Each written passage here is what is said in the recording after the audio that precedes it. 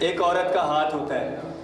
تو کیونکہ یہ سما اس طرح سے جو ہے نا ثنا خشکی صاحبہ نے اس طرح کا سما بنا دیا ہے کہ اب لگ رہا ہے کہ ہم صرف اپنی جو سرپرست اعلیٰ ہے جب ان کو بلائیں گے تو پھر ہمارا یہ ٹیمپو جو ہے وہ بالکل برقرار رہے گا.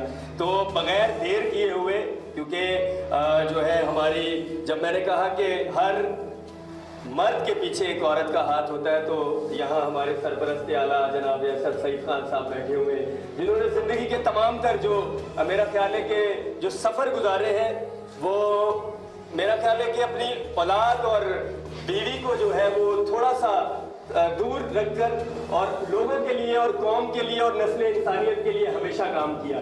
کئی سالوں سے ہم دیکھ رہے ہیں, کئی سالوں سے اور لوگ بھی دیکھ رہے ہیں جو اس ویڈیو کو دیکھیں گے کہ کس طرح سے انہوں نے اپنی زندگی سروائیو کی. تو اس کا مطلب ہے کہ اس سارے یہاں تک کے سفر میں ہماری جو محترمہ ہے, جو ہماری سرپرست اعلیٰ ہے پروین اسد صاحبہ, آپ زوردار تالیاں بجائیے گا ان کے لیے, دعائیں گی اور اپنے خیالات کا اظہار کریے.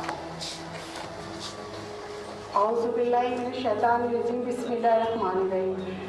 آج سٹی پریس کلب میں جو پروگرام کو آرگنائز کیا گیا ہے 8 مارچ کے حوالے سے جو خواتین کے پروگرامات ہیں جس کو آرگنائز کیا ہے پیر درویش ایڈوکیٹ ہیں, ان کی بیٹی ثنا خشکی صاحبہ نے جو ایڈوکیٹ ہیں. بات عورت کی جب ہو رہی ہے تو مجھے بھی اس فیلڈ میں بہت میں پرانی نہیں ہوں, میں بھی ایک طرح سے نہیں ہوں اور میں بہت کچھ سیکھ رہی ہوں. تو مجھ سے بھی جو غلطی ہو جائے تو آپ لوگ سمجھ لیجیے گا کہ میں بھی اس فیلڈ میں ابھی بہت نہیں ہوں. تو میں یہ کہنا چاہوں گی کہ دیکھیں, عورت اور مرد دونوں ایک گاڑی کے 2 پہیے ہوتے ہیں. اگر سمجھا جائے تو بہت کچھ, اور نہیں سمجھا جائے تو اکثر صرف گاؤں دیہات کی بات نہیں کر رہی ہوں میں شہر کی بھی بات کر رہی ہوں کہ اکثر مرد عورتوں کو پیر کی جوتی سمجھتے ہیں, اور یہ غلط نہیں ہے, یہ سچ ہے کہ صرف گاؤں دیہات عورت کے معاملے میں بدنام نہیں ہے. آپ یہ بتائیں کہ اگر صرف گاؤں دیہات بدنام ہوتا تو شہر میں اتنے سارے ایڈوکیٹ کیا کر رہے ہیں. اگر آپ جا کے کورٹ وغیرہ میں دیکھیں گے تو زیادہ تر معاملات کئی طلاق کے, کئی بچوں کے, بہت سارے میٹر ہیں. ابھی تقریباً ہمارے دفتر میں ہی جے سی ڈی پریس کلب میں 1 ہفتے پہلے ایک فیملی آئی جن کے 3 بچے تھے, تو ان کے ہسبینڈ نے انہیں طلاق دے کے گھر سے نکال دیا. تو یہ معاملات تو ہماری کراچی شہر کا ہی ہے نا, تو پھر اتنی زیادہ آپ خود ہی سوچ لیں, صرف بدنام یہاں پہ گاؤں دیہاتی نہیں ہے, ہمارے شہر بھی ہے. کیونکہ دیکھیں سورہ طلاق میں کہا جاتا ہے, اللہ تعالیٰ کا فرمان ہے کہ جب کوئی عورت کو آپ طلاق دیتے ہو تو اس عورت کو عدت کرنے کے لیے اپنی جگہ اس کو اپنے گھر میں دو اگر ہو سکتا ہے, اور اگر آپ گھر میں جگہ نہیں دے سکتے تو آپ اس کو کرائے کا مکان لو اور وہاں پہ رکھو. لیکن آج کل جو مردوں کا رواج ہے کہ بس عورتوں کو طلاق دینا اور گھر سے نکال دینا. تو آپ کو میں بتاؤں کہ عورت تو عزت لے کے پیدا ہوتی ہے, مرد کو بہت محنت سے کمانی پڑتی ہے.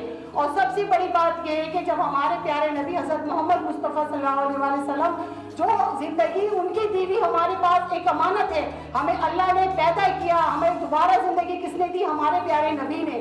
تو جسے زندگی میں نبی نے ہمیں زندگی دی, تو آپ سوچیں تو آپ مرد کون ہوتے ہیں ہمیں عزت اور ذلت دینے والے؟ تو عورت کا مقام کہاں ہے آپ خود سوچ لیں. تو کہتے ہیں عورت اور مرد کو مٹی سے پیدا کیا, نہیں, صرف مردوں کو مٹی سے پیدا کیا گیا ہے, عورت کو تو اس کی ٹیڑھی پسلی سے پیدا کیا ہے. تو آپ کیسے سوچتے ہیں کہ عورتوں کو ٹیڑھی طریقے سے آپ سیدھا کر لیں گے؟ آپ کبھی سیدھا نہیں کرتے. آپ یہ دیکھ لیں, گاؤں دیہاتوں میں آپ چلی جائیں, آپ کسی شہر میں چل جائیں, سب سے زیادہ آفتیں کہاں ہیں؟ کیونکہ گاؤں دیہات کی عورتوں میں تعلیم کی کمی ہے, وہاں پہ عورتوں کے اندر کوئی شعور نہیں ہے, نماز پڑھنے کا نہیں, رمضان میں روزے رکھنے کا نہیں, یہاں تک کہ مردوں کے اندر بھی نہیں ہے. کیونکہ میں پرسنلی 2-3 گاؤں میں خود جا چکی ہوں, یہ میں نے اپنے آنکھوں سے دیکھا ہے. اب وہ چاہے کسی بھی قوم کا گاؤں ہو, لیکن گئی تو ہنر ہے. تو کہتے ہیں نا کہ عورتوں کو عزت دینے کے لیے مردوں کو اگر سکھایا جائے تو بھی وہ مردی کیا چیز ہے. تو میں آپ کو بتا دوں کہ اپنی زندگی آسان کریں, بہت آسان کریں. اگر آپ اپنے گھر کی پہلے تو شروعات آپ اپنے گھر سے لے کریں, اپنے گھر کی عورتوں کو عزت دیں, اپنی بیٹیوں کو عزت دیں.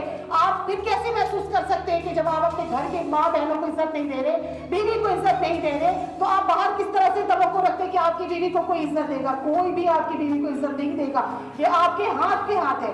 اور سب سے بڑی بات یہ ہے کہ گاؤں دیہات میں جو حال ہے اس وقت، تو میں آپ کو بتاؤں آج کل جو مولانا یہ شہروں میں آ کے بڑی بڑی بریفنگ دیتے ہیں، مسجدوں میں قیام کرتے ہیں، تو میں تو یہ چاہوں گی کہ ان کو چاہیے کہ گاؤں دیہات میں جائیں اور جا کر ان مردوں میں شعور ڈالیں. جب ان کے اندر شعور آئے گا تبھی وہ اپنے نظام بدل سکتے، ورنہ وہ اپنے گھر کا یا ملک کا یا شہر کا کوئی نظام نہیں بدل سکتے.